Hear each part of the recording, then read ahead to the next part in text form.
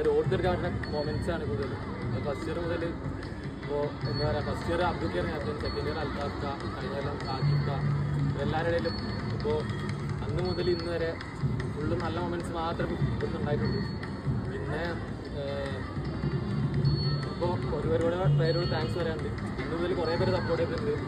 അന്ന് first year വന്നപ്പോൾ അന്നത്തെ സീനിയേഴ്സും പിന്നെ അതിൻ്റെ ശേഷം വന്ന സീനിയേഴ്സും എല്ലാവരും ഉണ്ടായി. ഒപ്പം എന്തിനിപ്പോൾ SCDGMCയുടെ പ്രത്യേകത അതാ, ജസ്റ്റ് കളിയിൽ മാത്രമല്ല, ഇപ്പോൾ പുറത്ത് കളീൻ്റെ പുറത്താണെന്തെങ്കിലും എന്താവശ്യം ഉണ്ടെങ്കിലും ഓരോ വിളിക്കാം. ഇപ്പോൾ ഫസ്റ്റ് ഇയർ വന്നപ്പോൾ റാങ്കിങ് പേടിച്ചിട്ടാണ് വന്നത്. പക്ഷേ ഇവിടെ ആദ്യം തന്നെ സീനിയേഴ്സായിട്ട് കമ്പനിയായി.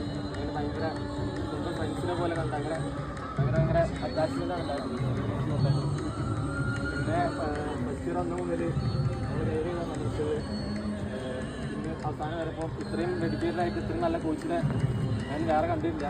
അതുപോലെ എന്താ പറയുക, ഒരു എഞ്ചിനീയറിംഗ് കോളേജിൽ ഇത്രയും ഫുട്ബോളിനെ സപ്പോർട്ട് ചെയ്യുക, അത്രയും സ്പോർട്സ് കൾച്ചർ കൊണ്ടുവരാമെന്ന് വെച്ചാൽ അത് വലിയ കാര്യം. വേറൊരു എഞ്ചിനീയറിംഗ് കോളേജ് എടുത്താലും ഇങ്ങനെ കാണാൻ പറ്റില്ല. ഇത്രയും എന്താ സ്പോർട്സിൽ സപ്പോർട്ട് ചെയ്യുന്ന വേറെ കോളേജില്ല.